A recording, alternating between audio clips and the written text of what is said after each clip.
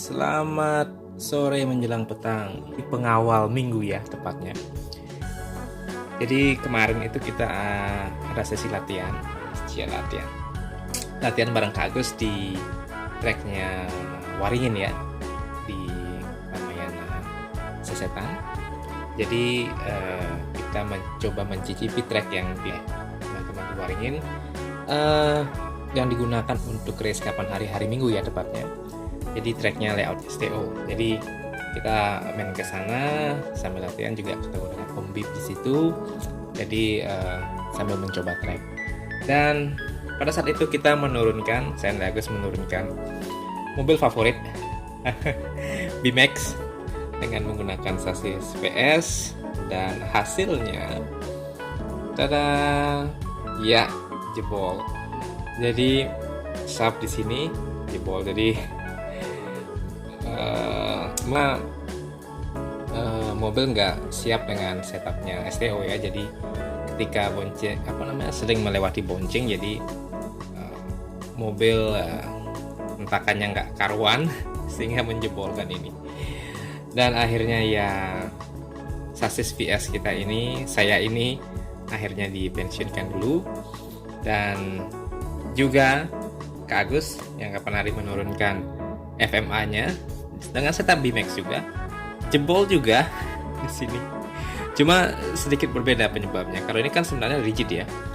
Jadi katos sekali ini. Cuman ini karena Kakak Agus mencoba memasangkan power dash di sini yang tadinya light dash.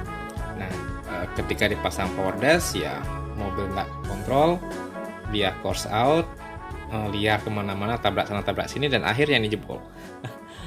Jadi untuk bearing itu masuk ke dalam dia.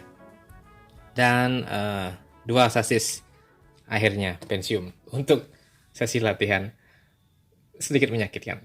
Dan untuk mengembalikan BMX dengan cap kesayangan Das Emperor, saya memilih sasis adiknya VS, yang tak lain yang tak bukan adalah VZ.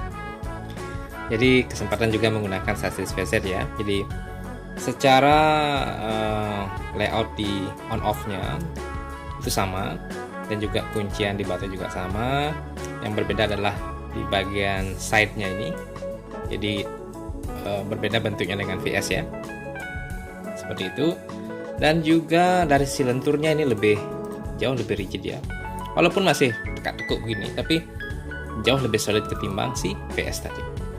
Dan yang membedakan lagi juga adalah di bumper depan dan belakang ini bisa dicopot terutama di depan, sehingga kalau teman-teman bermain di STO yang membutuhkan bumperless bisa dicopot dengan mudah. Tapi untuk settingan ini masih menggunakan settingan BMX ya. Dan apalagi yang berbeda di sini, selebihnya sama ya. Cuma pemasangan gininya berbeda sedikit, pemasangan side-nya. Karena di sini konon katanya cepat patah ini ya. Jadi saya bikin setup seperti ini. Posisinya ngunci depan belakang. Jadi posisi damper itu, side dampernya menjadi lebih solid ya, dan gak gampang untuk geser. Nah, karena kebetulan juga ini saya menggunakan body yang agak lebar seperti ini, sisinya ini, sehingga terpaksa menggunakan side damper yang slim agar bisa naik turun dengan mudah. Seperti itu. Inilah setupnya masih sama, tidak berubah sama sekali, hanya memposisikan side damper menyesuaikan dengan posturnya si VZ sasis ini. Oke, secara umum di track rumahan sangat oke, tapi ketika dia bertemu obstacle mungkin akan beda cerita ya. Tapi paling tidak ketika kita pasangkan dia di sini Ultra Dash, mobil ini masih sangat-sangat able untuk run dengan bagus di track. Ini untuk si VZ. Nah, untuk Agus, akhirnya dari memilih sasis, Agus memilih sasis yang berbeda dari sebelumnya. Yang sebelumnya kan di depan tuh mesinnya MMA. Nah, sekarang menggunakan sasis AR. Jadi yang unik di sini adalah di sasis AR ini posisi baterai itu ada di bagian bawah seperti ini. maksudnya bukaan baterainya di sini ya. Jadi yang membedakan dengan, saya pun agak kesusahan bukanya, membedakan dengan si FMA sebelumnya kan. Kalau dari sisi rigid sama-sama kokoh ya dua sasis ini, cuma dia ini di bawah dia. Sama juga untuk bukaan bukaan mesinnya. Secara setting masih sama, nggak berbeda dengan sebelumnya, hanya saja karena untuk posisi bumper ini sudah ada dudukan untuk 19. Jadi kalau kita pasang roller 19 di bagian belakang, jadi kudu dimajuin atau dibelakangin dengan roller stay yang kita gunakan. Secara hampir sama dengan setupnya tadi itu, si dash emperor-nya tidak berbeda.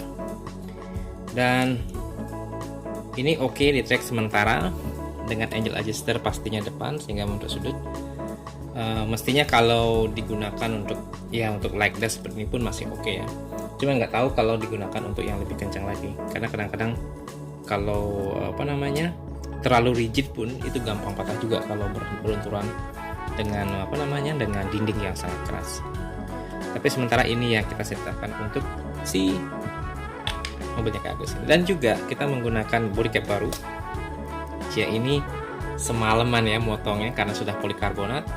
Ini kalau nggak salah apa namanya nih? Oh ya, ini dual ridge ya, dual ridge junior kalau nggak salah. Ini bodinya oke, pasangan stikernya oke, cuman nih belum tak clear ya, jadi ada kemungkinan mungkin copot-copot di bagian depannya seperti itu. Tapi ini sangat oke dan pas dipasang di sasis AR ini. Sebenarnya sih ini bawaan cocoknya untuk VZ ya, cuman kita pasangkan di MA. Oke, ini adalah dua mobil yang akhirnya kita rebornkan lagi dari dua sasis sebelumnya.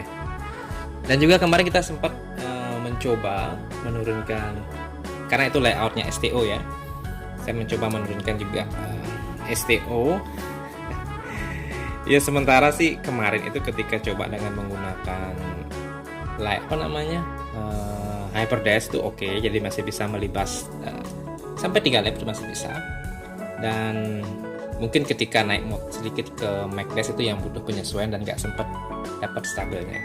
Tapi ketika menggunakan Hyperdash ini sudah cukup oke ya, walaupun tidak dikategorikan kencang, tapi 3 lap oke lah ya, bisa ngebut dengan setup ya ala STO-an, depan sliding ya, paling tidak ketika tadi kemarin itu melibas wave-nya, cacingnya itu masih aman ya, jadi mobil bisa stabil kiri kanannya depan. Dan juga ketika turun dari dari tabletop itu kita gunakan fitur auto track di sini, jadi paling tidak mobil masih aman ketika dia misalnya posisi belakang itu tidak pas ataupun bumper belakangnya menyentuh track, jadi masih bisa selamat mobilnya. Pasti dengan double bouncing kemarin itu ya, penggunaan suspensi itu menjadi sangat-sangat penting ya ketika kita menghadapi layout STO yang teknikalnya oke lah, seperti itu. Tidak ada masalah dengan roller 19, depan pun saya menggunakan 19. Dan juga karena ini menggunakan screw ya, jadi screw biasa untuk tiangnya, jadi gampang bengkok, jadi paksa kita pasangkan FRV di situ untuk membuat tiang itu nggak bengkok gitu. Nambah bobot tapi paling tidak dia nggak bengkok, seperti itu. Ini yang kemarin kita coba di tracknya STO-nya Waringin ya. Dan juga kemarin kita menurunkan STO-nya rigidnya ke Agus. Ini menggunakan full MA ya. Hanya saja kemarin itu masih belum optimal karena di sudut kemarin itu masih belum ada sudut. Nah, kemarin sudah kita setupkan lagi. Jadi sudah ada sudut di sini. Terlihat ya. Mungkin di antara berapa derajat itu mungkin ya? Mungkin di antara 8 atau 7 mungkin derajat ini. Paling tidak untuk line changer harusnya aman. Ya, jadi seperti itu. Harusnya sih sudah oke ya sekarang ya, setelah kita maintenance kapan hari. Jadi mobil ini sudah bisa kembali running di praktek rumahan tentunya. Kayaknya itu aja untuk sesi kali ini, curhat-curhat kita seputaran Mini 4WD. Kita akan sambung lagi di next vlog. Terima kasih dan selamat malam.